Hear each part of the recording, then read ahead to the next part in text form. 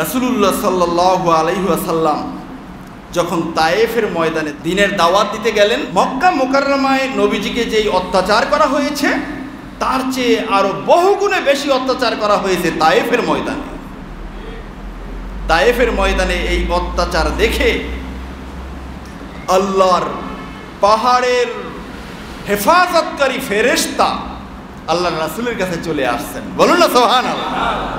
আল্লাহর রাসূলের কাছে চলে আসছেন, আয়েশা বলতেছেন, ইয়া রাসূলুল্লাহ, ইয়া হাবিবাল্লাহ, আমি এই পাহাড়ের রক্ষাকারী ফেরেশতা, আমাকে আপনি নির্দেশ দেন, আপনি যেটা বলবেন সেটাই আমি করব। তাদেরকে আর অত্যাচার করার সুযোগ দেওয়া হবে না।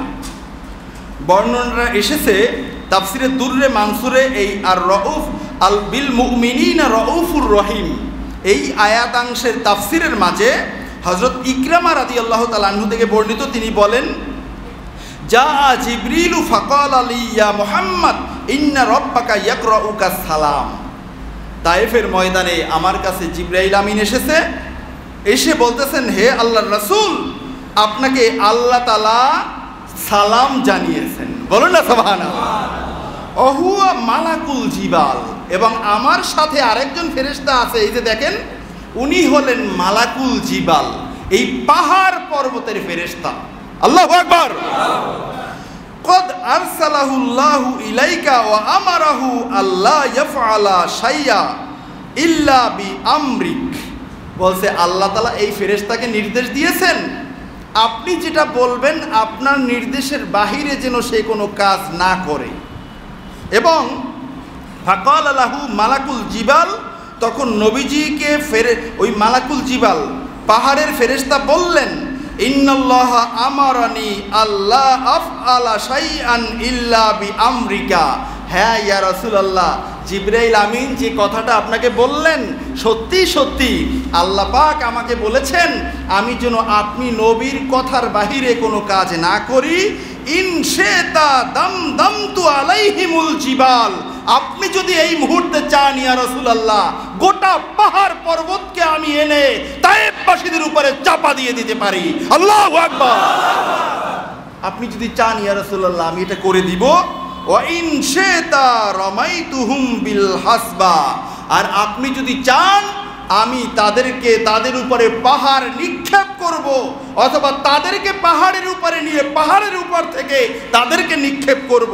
ওয়া ইনশাতা খাসাবতু বিহিমুল আরদ, আর আপনি যদি চান তাদেরকে ভূধস দিয়ে তাদের সব এই মুহূর্তের ভিতরে নিঃশেষ করে ফেলবে। বলুন আল্লাহু আকবার। অফার দিয়েছেন কয়টা? তিনটা। এ পর্যায়ে নবীজি কি বলতেছেন, ইয়া মালাকাল জিবাল ইন্নী আতি বিহিম লাআল্লাহু আইয়াখরুজা মিনহুম যুররিয়াতান ইয়াকুল। ও মালাকুল জিবাল, তুমি যে আমাকে তিনটা অফার দিলা, আমার শরীর থেকে রক্ত ঝরছে, দেখো তাকিয়ে আমার পায়ের জুতা আমার শরীরের রক্তের সাথে লেগে গিয়েছে, আমি ছাড়াতে পারি না। তারপরেও আমি নবী রউফুর রহিম, তারপরেও আমি নবী রহমাতুল লিল আলামিন, আমি কখনো তাদের জন্য বদদুয়া দিতে পারি না।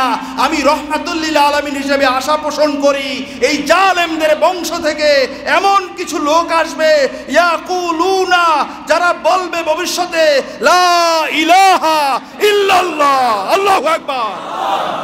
যেই মানুষগুলো তাদের বংশধর হবে তারা লা ইলাহা ইল্লাল্লাহ বলে ঈমান আনবে, তারা মুমিন হবে। ফাকালা মালাকুল জিবাল, তখন এই জবাব নবীজির থেকে শুনে পাহাড়ের ফেরেশতা বললেন, আনতা কামা সাম্মাকা রব্বুকা রউফুর রহিম। ও রহমাতুল লিল আলামিন, সত্যি সত্যি আল্লাহ তাআলা আপনাকে রউফুর রহিম যে নাম দিয়েছে, এটা বাস্তবে কি আপনি রউফুর রহিম?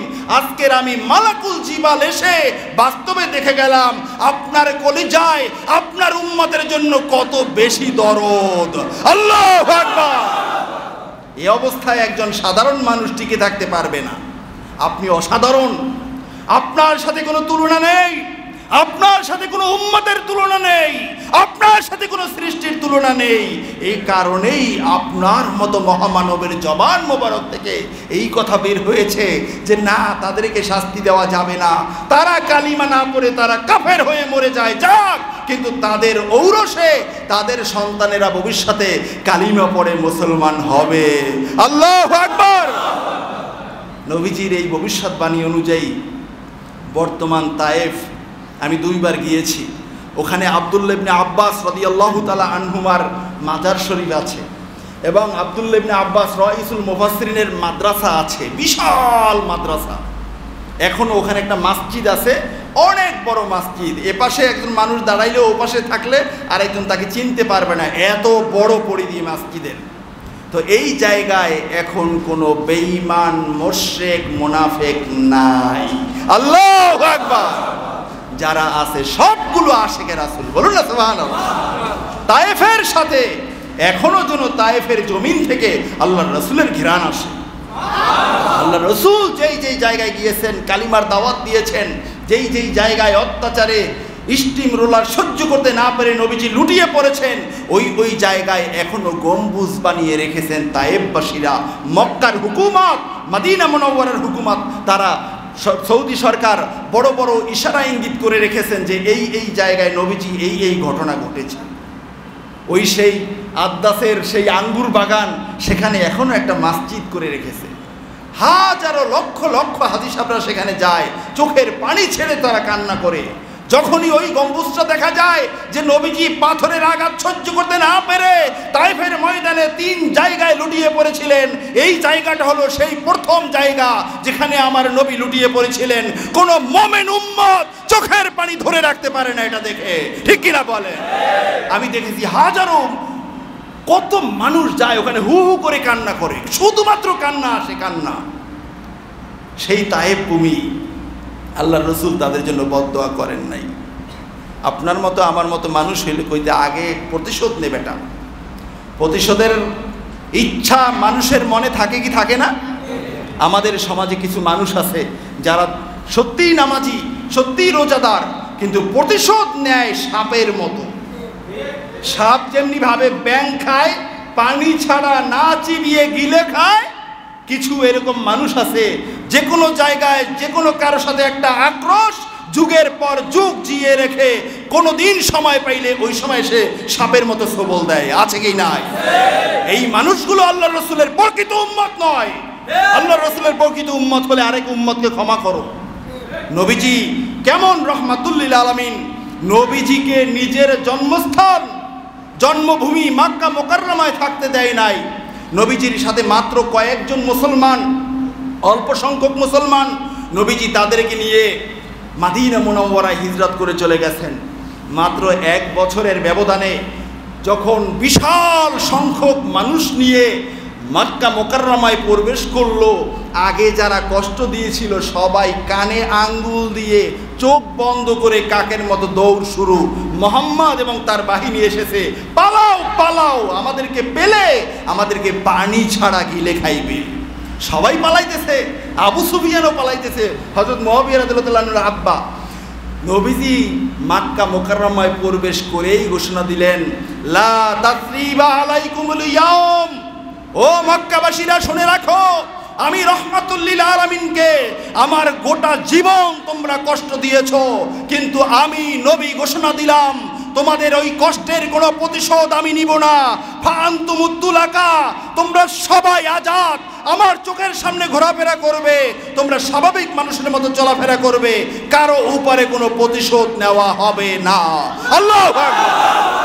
নবীজি এই ঘোষণা দিয়ে বলতেছেন, আবু সুফিয়ান সবচেয়ে বড় নেতা, আমাকে সবচেয়ে বেশি কষ্ট দিয়েছে, ওই আবু সুফিয়ানের ঘরে যদি কেউ প্রবেশ করে সেও মুক্ত। বলুন না সুবহানাল্লাহ। মানুষ খুঁজতে খুঁজতে আবু সুফিয়ানকে পাইতেছে, সে পালাইয়া যাইতেছে, গিয়ে বলে, ভাই তুমি পালাইয়া কই যাও? বলছে, ভাই মক্কায় থাকা যাইবে না, মুহাম্মদ এবং তার বাহিনীরা আসছে, আমাকে পাইলে রাখবো না। আরে তুমি শুনছো নাকি, তুমি দাঁড়াও, তুমি পালাইও না। মুহাম্মদ কি বলছে জানো? বলছে, আবু সুফিয়ানের ঘরে যদি কেউ পালায় তাহলে সেও আজকের আজাদ হয়ে যাবে। বলুন না সুবহানাল্লাহ। সুতরাং তোমার ঘরের এই ইজ্জত নবীজি দিয়েছেন, তুমি কালিমা পড়লে তোমাকেও তো সম্মান অনেক বাড়িয়ে দিবেন। আবু সুফিয়ান শুনে বলে, সত্যি বলছো তুমি? সত্যিই কি তুমি বলছো মোহাম্মদকে এই কথা বলছে? বলছে, হ্যাঁ আল্লাহর কসম মোহাম্মদ এই কথাই বলছে, আমি তোমাকে খুঁজতেছি, তোমাকে এই খবরটা পৌঁছাবো এ কারণে। আবু সুফিয়ান ওখান থেকে আর এক কদমও সামনে না এগিয়ে পিছনে ব্যাক করে চলে আসছেন একেবারে মক্কা মুকাররমায়। এসে নবীজির সামনে গিয়ে বলতেছেন, ইয়া রাসূলুল্লাহ আপনি নাকি এই কথা বলছেন? নবীজি বলছেন, হ্যাঁ আমি রহমাতুল্লিল আলামিন এই কথা বলছি যে কালিমা পড়লেই মাপ, তোমার ঘরে যারা ঢুকবে তাদেরকেও ক্ষমা। বলুন না সুবহানাল্লাহ। তখন সাথে সাথে বললেন, ইয়া রাসূলুল্লাহ তাহলে আমি আর দেরি করে লাভ কি, আমাকেও কালিমা পড়িয়ে মুসলমান বানিয়ে দেন। আল্লাহু আকবার। নবীজির দয়া।